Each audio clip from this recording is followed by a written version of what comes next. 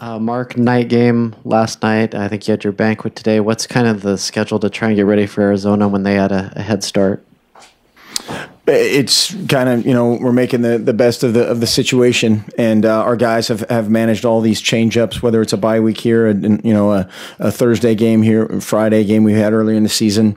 We've managed all those things really well, and had a neat banquet, great scene, a bunch of families and friends of the outgoing guys, and it was neat to be a part of. A bunch of hard goodbyes here in a few weeks that we'll have to go through, but most importantly, after that kind of phase, and it was time to go to work, our guys went back to work and pointed 100% toward Arizona. Did you just watch film today, or we did kind of a modified Monday, I would say, in a lot of ways, of how we met, much more Arizona centric than correction and review from Oregon State. We still did some of that from things that we didn't do well, and again, just kind of redirected. Andrew? How do you taper this time of year with guys banged up? You said before you've tried to alter it a little bit in the offseason, find a better plan. How do you have gone about it this fall to make sure you guys, as injured as you are still fresh? Yeah, that's always the thing you're kind of messing with is how much Monday, how much Tuesday, how much Wednesday. We kind of shut things down on Thursday, but just back and forth kind of with the training staff and we call it our performance team, between our strength and conditioning coaches and our sports medicine staff, just trying to know when to really push them and when to shut it down, and get more of a walkthrough mode. And so that's kind of an ongoing deal this time of year. And again, I think that's been the neat thing to see our guys have bought in 100%. And that's usually easy when it's you're kind of tapering back on the contact for some of your big guys, but also that's a time where it kind of becomes a little bit too frivolous at times. And our guys have been really mature about their approach. And so that's been good. Over here to your right. Sticking with the theme of injuries, what goes through your head when you see Marcus hurdle that guy in the first quarter? Among other things, man, he's a really good athlete. But yeah, there were a couple things going through your mind.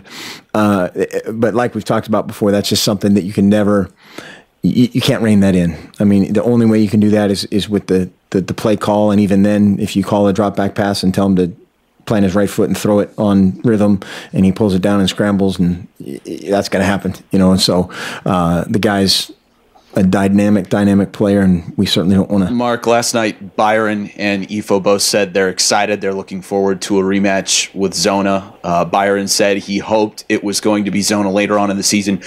Do you like when players get excited for rematches in these kinds of situations? And have you, player or coach, ever been in this situation before? I would have to think about that last part for a while, and probably in the interest of time, it would be better to move on to the other part. Sorry. But again, anything that you use to fuel your chamber, to stoke your fire, to prepare, great.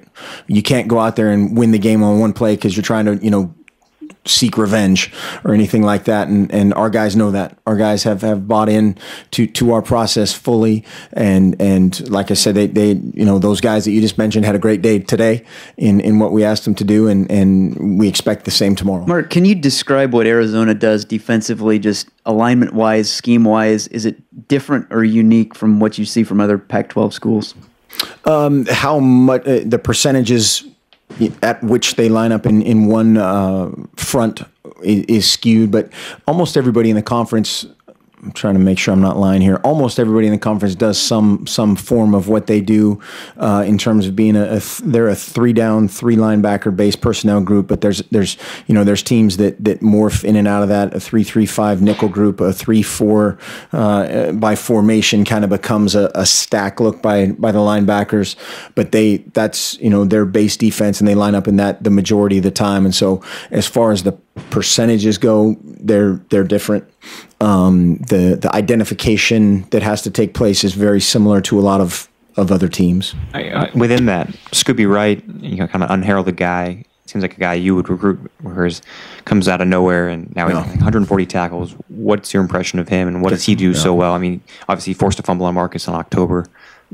What's your impression of him? The guy's a stud. He's one of my favorite guys to watch in our conference. Unfortunately, when he's playing against us, or we're looking forward to playing against him, we have to handle the business end of him. But just a great football player. I mean, he lines up at middle linebacker a lot, gets protected by that nose guard. They do a great job of moving the front and him behind it.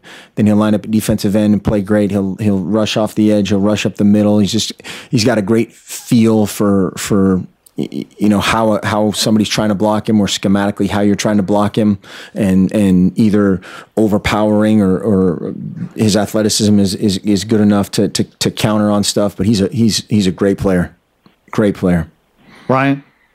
Rich Rodriguez said or pretended that he had a quarterback battle all through camp, and then Anu Solomon breaks onto the scene. I mean, does he remind you of anyone as a freshman? I don't know if I've seen, other than Marcus, a guy as a freshman do the things that he's done. He is just another really polished guy, great competitor, really smart, especially for a guy of his experience level at the collegiate level. Obviously had a great high school career.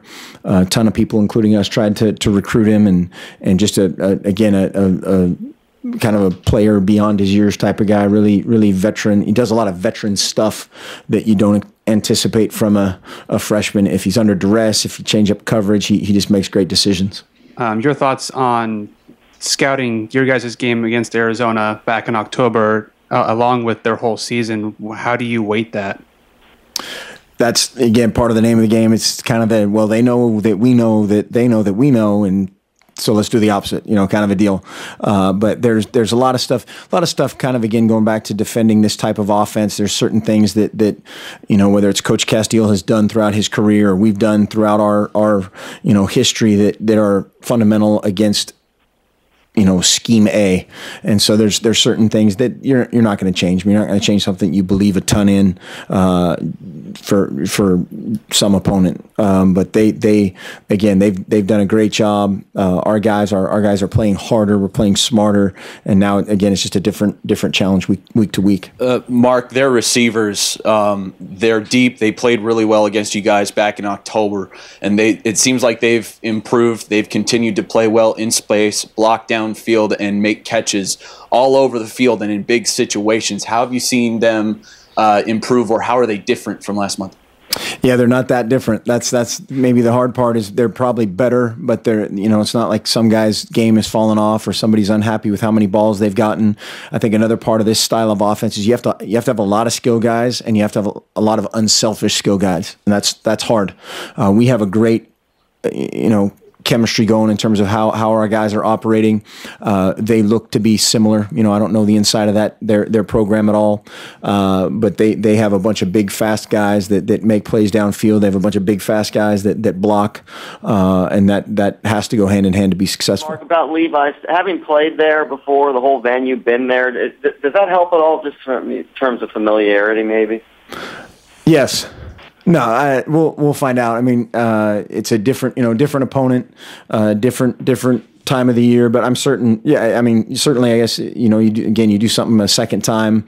You know where the bathroom is. You know where this is. You know where that is a little bit more efficiently. So that's vital. Andrew will know where that is in the press room.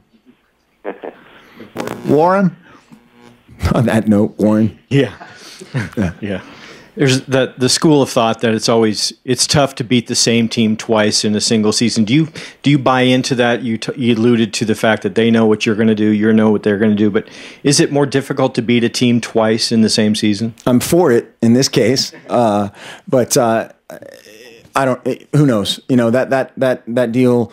The thing about college football, again, it's a different team almost on a weekly basis, like we were talking about earlier. Our team's different, their team's different. Some of the just the bullet points of your program are going to be the same, and some of the things that you believe in are going to be the same, but it's going to be different week to week, and so it'll be a unique game. Somebody will do something early that changes the dynamic of the game, and you go from there.